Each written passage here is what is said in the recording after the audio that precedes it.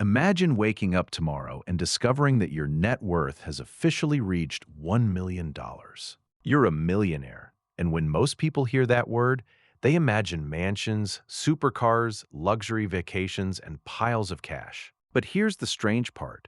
A person can technically be a millionaire and still live a surprisingly ordinary life. Because being a millionaire usually doesn't mean having $1 million sitting in your bank account. What matters is something called net worth. Your net worth is essentially the value of what you own minus what you owe. Imagine Sarah owns a home worth $700,000, but she still owes $300,000 on the mortgage. That means her equity in the home is roughly $400,000. Now imagine she also has $400,000 invested for retirement, $100,000 in other investments, and another $100,000 between savings and other assets. Add everything together, subtract her debts, and Sarah may have a net worth of around $1 million. She's officially a millionaire, but she certainly doesn't have $1 million available to spend tomorrow. Much of her wealth may be locked inside assets. You can't walk into a supermarket and pay for groceries using $20,000 of home equity. This introduces another important idea: liquidity. Cash is highly liquid because you can use it immediately.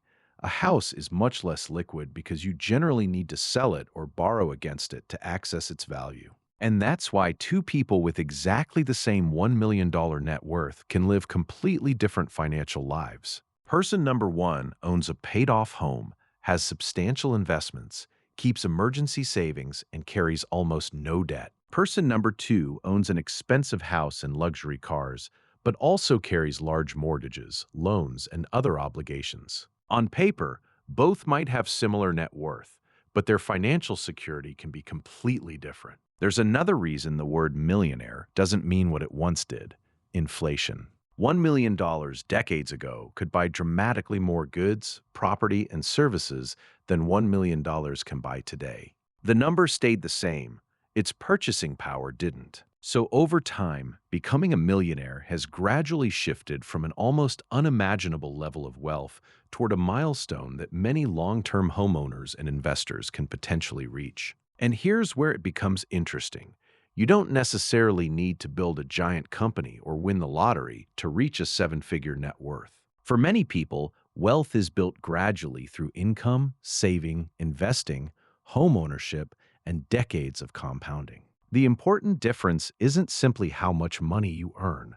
It's also what happens to the money after you earn it. Someone earning a huge salary can still build very little wealth if nearly everything gets spent. Someone earning less can gradually accumulate substantial assets by consistently keeping and investing part of their income. This is why income and wealth aren't the same thing. Income tells you how much money flows in. Net worth tells you how much financial value you've actually accumulated. And even net worth isn't the entire story. Financial strength also depends on things like debt, liquidity, expenses, income stability, and how your assets are structured. A person who looks ordinary may actually be extremely financially secure. And someone who looks extremely wealthy may be far less financially secure than their lifestyle suggests. So being a millionaire isn't really about possessing a magical pile of $1 million.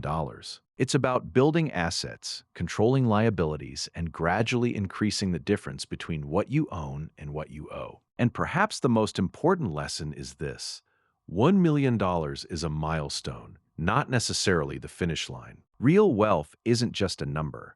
It's how much freedom, security, and control your financial position gives you. Once you understand that, the question changes from "how do I look rich?" to something much more useful: how do I actually build wealth?